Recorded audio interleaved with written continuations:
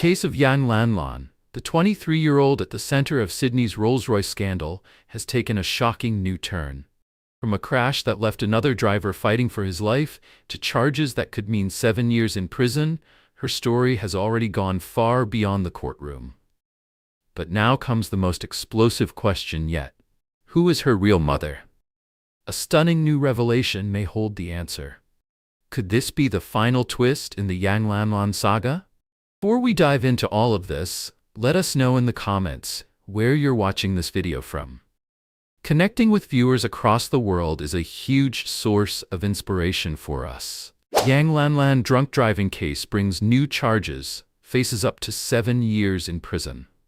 The drunk driving case of mysterious Chinese-Australian woman Yang Lanlan has just taken another dramatic twist. On September 3rd, the Daily Mail reported that police had added 2 new charges as the investigation progressed: dangerous driving causing grievous bodily harm, and failing to provide personal information to police. If she's convicted, Yang could face up to 7 years in prison. Let's rewind for a moment and quickly walk through how we got here. It all started on July 27th, when Yang, allegedly drunk, drove her Tiffany-blue Rolls-Royce worth $1.5 million the wrong way through Rose Bay in Sydney's eastern suburbs. She slammed head-on into a Mercedes. The Mercedes driver, George Plasaras, was left with life-changing injuries: broken bones, internal bleeding, spinal fractures, 10 broken ribs, and even the complete removal of his right hip joint. Doctors warn he may never fully recover. Yang, meanwhile, walked away without a scratch. Witnesses say she abandoned her Rolls-Royce and fled, only to return a minute later with another person by her side. Her roadside breath test came back positive. But once at the police station, she refused to take the official test. She was released on bail, yet police still charged her with causing injury through misconduct and refusing to take a breath test. But that was only the beginning. On the very same day her new charges made headlines, the Daily Mail spotted Yang at Sydney's Museum of Contemporary Art. She and a female friend enjoyed a 2-hour lunch at a window table in the museum's 4th-floor restaurant. What really caught people's attention was her outfit. She walked in wearing a Louis Vuitton baseball cap worth $1,220, a Louis Vuitton jacket worth more than $4,300, Louis Vuitton cargo pants priced at $3,000, and Hermes ankle boots worth $2,600. Altogether, that's over $11,000 for just one meal. Her friend was also decked out in designer brands from head to toe. Yang arrived without a mask, but during lunch she alternated between a white mask and a black one, with a slit across the mouth, so she could eat without taking it off. And for the first time, cameras captured a clear shot of her face. When the meal ended, she summoned her private driver and headed straight to the Rose Bay police station, where she's required to report 3 times a week as part of her bail conditions. Reporters pressed her about her wealth, her rumored ties to the Chinese Communist Party, and the new charges. She said nothing, just bolted into her chauffeured car. If you're still watching, comment 1, so I know you're still with me. Yang Lanlan's shocking new identity revealed. As Yang Lanlan's legal case unfolds, details about her life in Australia have only deepened the mystery. At just 23, she lives far beyond the reach of even the wealthiest international students. Reports say she resides in a penthouse overlooking Sydney Harbour and owns at least 2 Rolls-Royces, including the Tiffany-blue model at the center of her crash. Her wardrobe reflects the same extravagance: Louis Vuitton jackets, Hermes boots, and outfits worth tens of thousands of dollars worn casually to lunch. Yet despite such extravagance, Yang has left virtually no trace online. No social media, no LinkedIn, no public records. In an era where China's second-generation rich often flaunt their privilege, she has made herself almost like a ghost. This stark contrast, lavish wealth paired with calculated silence, has only fueled speculation about who she really is. Media outlets scrambled to piece together her background, while rival factions inside the CCP appeared eager to leak their own stories. Even her name has drawn attention. Some overseas Chinese commentators point out that Lanlan, a duplicated name, is often given to children of top party families expected not to enter politics. For observers familiar with elite naming conventions, this is a subtle signal of privileged lineage. A striking parallel is the case of Bo Guagua, son of disgraced Chongqing party chief Bo Xilai. His nickname Guagua also repeats the character, becoming symbolic of his elite status even as his family fell from grace. For Yang, this may be circumstantial, but it has only strengthened the perception that her bloodline ties directly into the CCP's inner circle.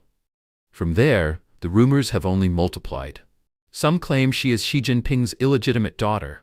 Others allege she is the child of Xi's younger brother, Xi Jinping, and his ex-wife.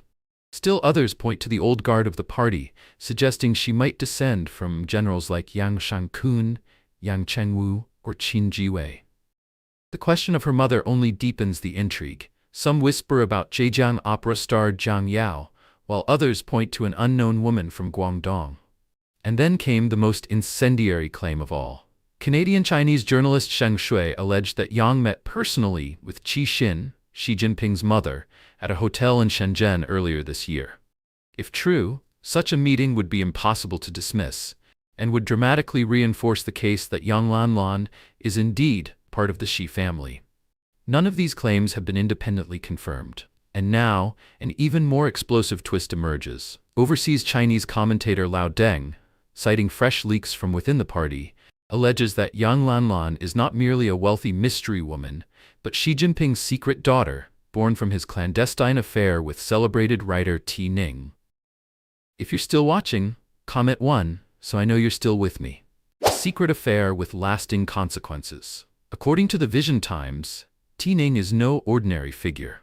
A decorated novelist, she went on to chair both the China Writers Association and the China Federation of Literary and Art Circles, eventually rising to vice chair of the National People's Congress.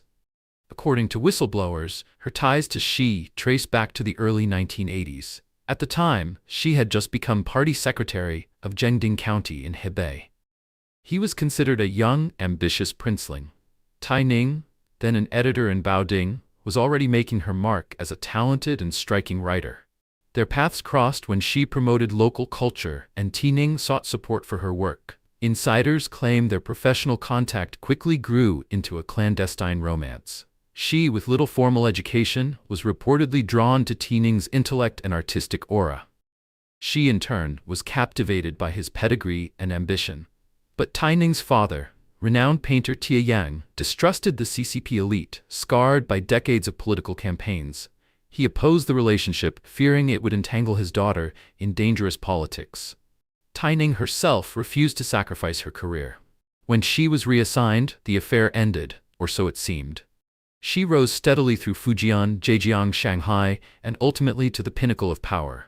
Ti Ning also advanced in her literary career and married. Yet insiders insist the flame never died. By the 1990s, the affair allegedly resumed under the guise of literary exchanges. Peng Liyuan, Xi's wife, is even said to have discovered their meetings, triggering fierce arguments and, according to rumor, even physical clashes between the two women. According to Lao Deng's sources, Ti Ning wanted more than to remain a secret. She pressed Xi to divorce Peng, but he refused, fearing the political fallout. Refusing to back down, Ti Ning intentionally became pregnant and gave birth to Yang Lanlan, a child who didn't end Xi's marriage, but gave her a powerful piece of leverage. According to sources, Xi's quiet support propelled Ti Ning's career. From provincial literary chief to national positions, she ascended to the top of China's cultural bureaucracy and into a vice-national leadership role. Her meteoric rise, critics argue, was inseparable from her hidden relationship with Xi. If you're still watching, comment 1, so I know you're still with me. Custodian of the Sen family's wealth. According to the revelation, Yang Lanlan was treated as a jewel within the Xi family. Xi's mother, Qi Xin, privately recognized her as a granddaughter. Xi Jinping, Xi's younger brother, reportedly oversaw her upbringing and arranged for her to settle in Australia. Outwardly, Yang lived as a glamorous investor and philanthropist. In reality, leaks suggest she acted as a custodian of the Xi family's overseas fortune. Through her Australian accounts, insiders allege flowed billions siphoned from state resources, misappropriated military funds, foreign aid, and pandemic-era testing windfalls. These funds were channeled into luxury homes, mining ventures, and real estate, tens of billions of dollars in hidden wealth. The private security surrounding her in Sydney, the leaks claim, were actually CCP intelligence operatives. Their job? To guard not just Yang, but the Xi family's secrets. Some even argue that her drunk driving crash was no accident but a calculated move by PLA intelligence, engineered to embarrass Xi and expose his family's scandals to weaken his grip on power. After the incident, Tining herself reportedly flew to Australia to handle matters directly. If you're still watching, comment 1, so I know you're still with me. Power, privilege, and impunity. Analysts believe the political storm unleashed by the crash will ultimately be managed behind closed doors, leaving Yang with little real consequence. Yet with the new charges now filed in the Australian court, the question remains, what comes next? For critics like Lao Deng, the case is yet another example of how China's ruling elite enjoy absolute protection abroad, while ordinary citizens at home endure suffocating repression. Xi Jinping's vaunted anti-corruption drive, old Deng argues, is nothing more than a smokescreen for factional infighting. Behind the curtain, his own family is steeped in corruption, using state power to amass untold riches, while hundreds of millions of ordinary Chinese struggle in poverty. Meanwhile, the party aristocracy live lives of luxury in Australia, the United States, and beyond. If you're still watching, comment 1, so I know you're still with me. The unlikely ascent of Tining, coincidence or connection? Tining's career path tells its own story. Yang Lanlan is said to have been born in 2002 and is 23 years old this year. If it's true, the timing is striking. Just a year earlier, in 2001, Tining had secured another term as vice chair of the Chinese Writers Association.